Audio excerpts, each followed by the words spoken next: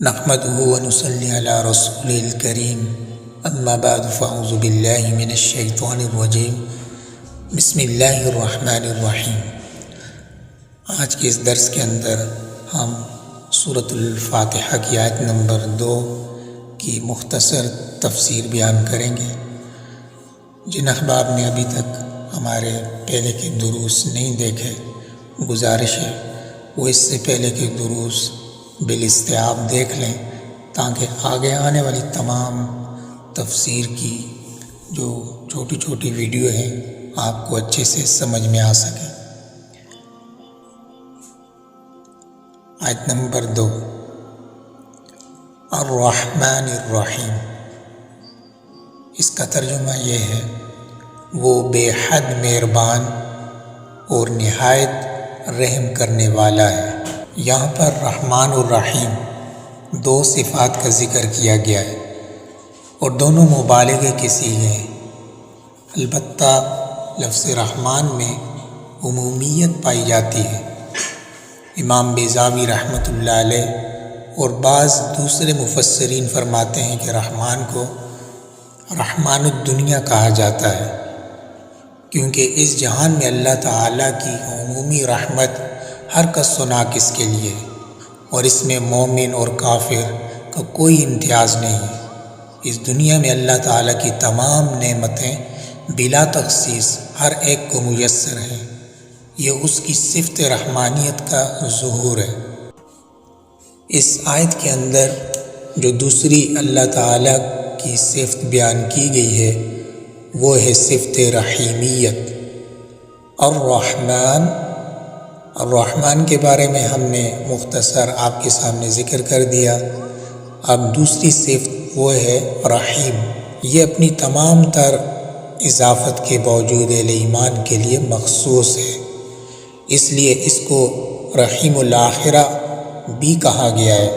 اللہ تعالیٰ کی اس صفت کا ظہور اس کے خاص بندوں پر ہوگا جو اس دنیا میں ایمان لائے، اس کی وحدانیت کو تسلیم کیا اور اس کے احکام کے مطابق زندگی بسر کی۔ آخرت میں ایسے لوگوں پر بے حد اور بے شمار انعامات ہوں گے۔ اللہ تعالیٰ ان کو نجات دے گا اور بلند مقام تک پہنچائے گا۔ بہرحال رحمان اور رحیم دونوں ہی اللہ تعالیٰ کی صفات ہیں۔ مفسرین کرام فرماتے ہیں خدا تعالیٰ کی ان صفات کو سمجھنے کے لیے روزمرہ پیش آنے والی مثالیں کافی ہیں۔ ایک دفعہ جنگ کے موقع پر ایک عورت کا شیر خوار بچہ گم ہو گیا۔ بیچاری ماں بچے کی جدائی میں نیم پاگل ہو گئی، دیوانہ وار ادھر ادھر دوڑنے لگی، اور جو بھی شیر خوار بچہ ملتا اس کو اپنا بچہ سمجھ کر سینے سے لگاتی۔ حضور صلی اللہ علیہ وسلم نے دیکھا تو صحابہ رضی اللہ تعالیٰ عنہم سے فرمایا کہ دیکھو اس عورت کا بچہ گم ہو گیا ہے اور یہ اس کے لیے کس قدر پریشان ہے۔ کیا اس عورت کے لیے ممکن ہے کہ اتنے پیارے بچے کو یہ خود آگ میں ڈال دے؟ صحابہ رضوان اللہ اجمعین نے عرض کیا حضور ایسا تو نہیں ہو سکتا، جو عورت اپنے بچے کے لیے اس قدر تڑپ رہی ہے وہ اسے آگ میں کیسے ڈال سکتی ہے؟ حضور صلی اللہ علیہ وسلم نے ارشاد فرمایا یاد رکھو خدا تعالیٰ اپنے بندوں پر اس ماں سے بھی زیادہ مہربان ہے، پھر یہ کیسے ممکن ہے کہ وہ خود ہی انہیں جہنم میں ڈال دے؟